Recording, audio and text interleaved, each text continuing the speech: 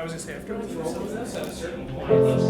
Just as deep goes on too deep.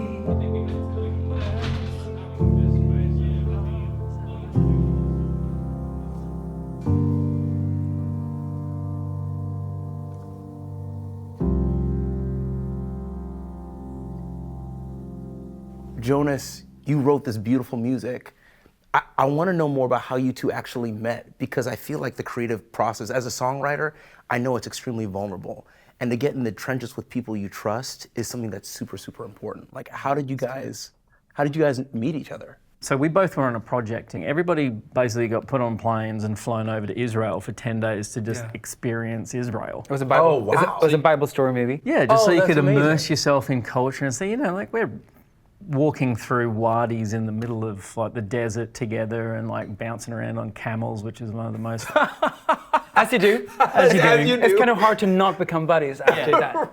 We discovered really quickly that we both had a similar way of understanding rhythm and timing, Yes. right? Interesting. And I think what connected us is like we both love collaboration. Yeah. Like I think that's something I really connected with you, that you're a team guy. Yes. And I love team. Like I thrive from this like iron sharpens iron type of thing, you know? Right. And because that is a gift to actually find those people Yeah. that you can really trust, that you know that they will hear the potential of your idea with the intentionality of the heart of it without judging it. You know, I sent Jonas a really, really rough assembly of the film.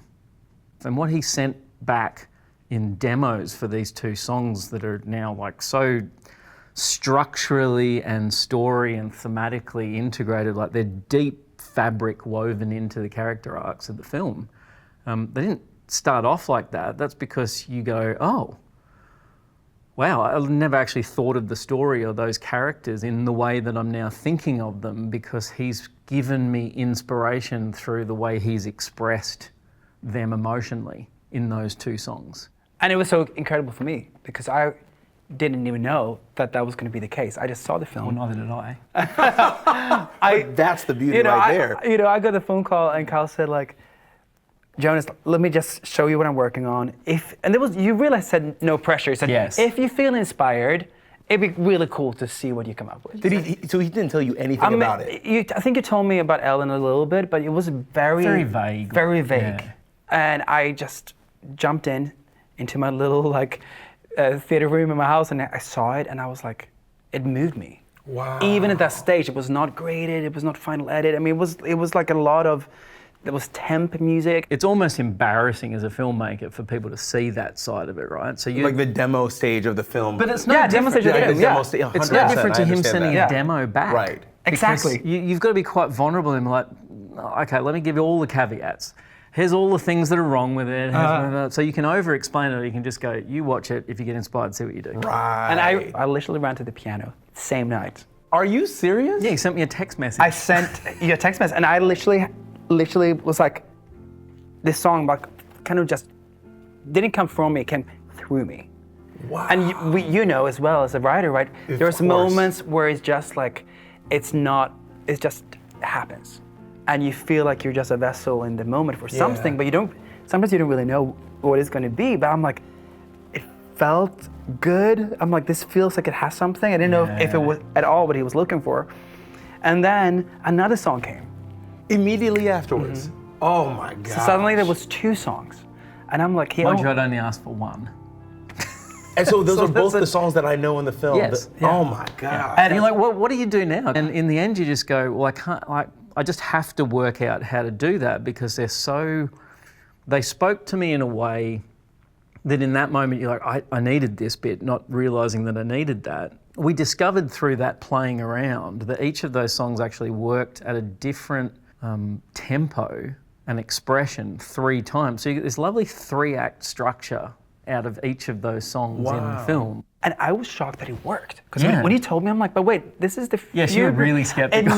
Because in my head, I was thinking, this is like the scene of like, this is a scene of losing someone but saying they will live in my heart forever. And then when you send it back, I'm like, it's perfect. And I don't know, it was really beautiful to watch Blake, who's done the scoring for the film. He's an incredible incredible composer and musician, he took the theme of the music theme, which is actually doesn't exist on on the master version of the song, but it's still there, and he just kept it kind of going through for minutes. This little with a beautiful orchestra, and that little theme has kind of become one of the themes of the Hopeful now, which was just one of the first things that kind of got birthed in that moment on my little like download moment. But now, did that change any of your editing? Well, it's not, because editing's over at that point, but what it did is that came about because we had been talking about how we wanted people to walk out of the cinema. So I think all I said to you is I just want people to walk out and be like, yes. Yeah. That was the only note that I gave you, wasn't it? It was. I just want to be, I want to, and it was more for me, right? Like I want to stand in the sound stage where we're mixing the film, and I want to feel like that. I feel like I can take on the world now. Anything's possible. Yeah. Hope is actually on the way. Yeah. You know, and that's right. It was exciting with the orchestra because I always felt like when you bring live strings to a song, I was like, oh, it would be so amazing. And I told Kyle, I'm like, I have this guy in Sweden. His name is Eric Arvinder. Yeah. He's a genius. He's so good. I said, Kyle, what do you think? And he goes, let's do it. And I can show you a little clip from him. Please, I would love that. Why not? So here they are, the first take of playing.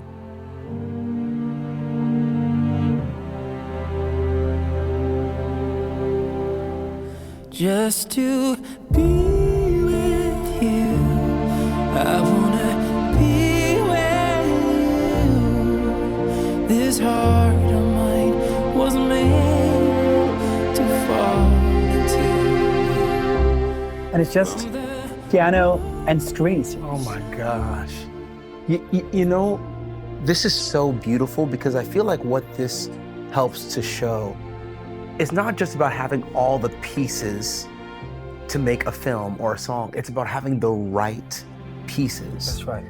And this is the right piece to add an emotional quality and an emotional gravitas that makes you sit there and just go, wow. The one thing that I loved actually is that you didn't overcomplicate the lyric.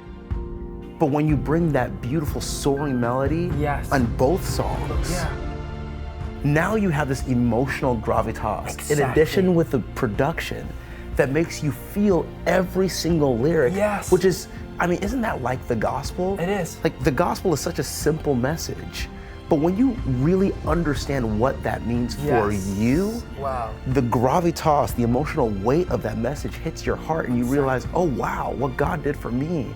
I now want to tell everybody. I have a reason now to be hopeful. And I think that's what you did in these songs. You didn't overcomplicate it, and I just want to commend you first and foremost just on that, because I think that balance in art is very tough to find.